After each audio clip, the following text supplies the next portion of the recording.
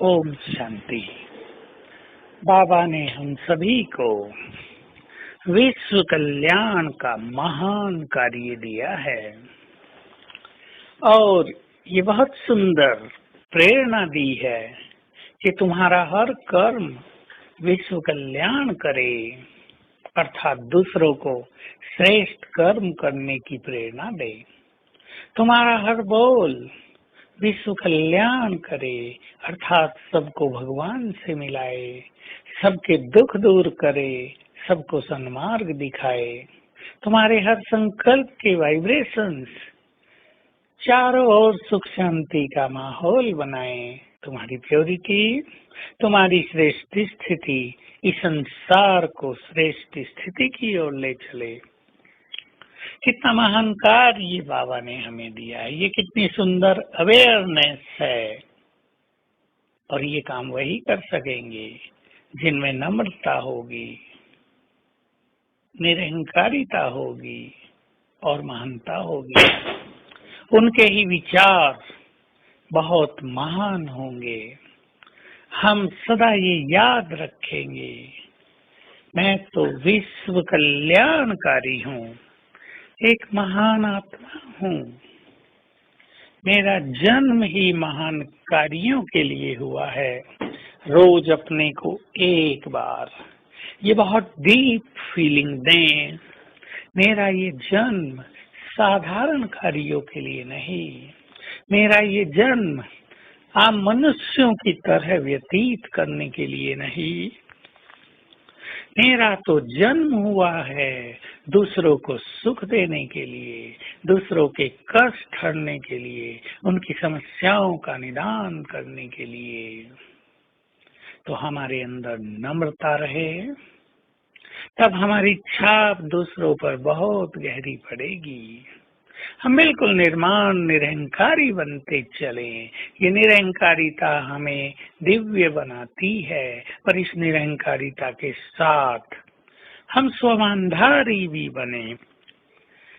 इससे क्या फायदा होगा कि हमारी निरहंकारिता लोगों को भोलापन नजर नहीं आएगी।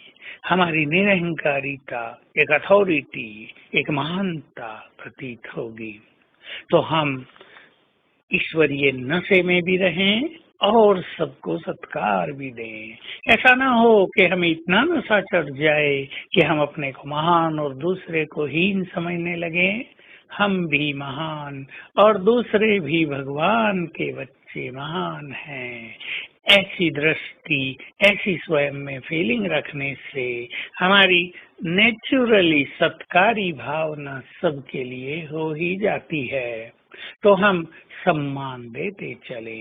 हमारा तो बहुत ज्यादा सम्मान हो इस संपूर्ण प्रकृति के लिए, अपने ईश्वरीय परिवार के लिए, अन्य धर्मों की आत्माओं के लिए भी, क्योंकि सबका कल्याण तो हमें ही करना है। तो हम अपने दृष्टिकोण को महान बनाएं, विचारों को बहुत ऊंचाई तक ले चलें और ये स्वमान से होगा।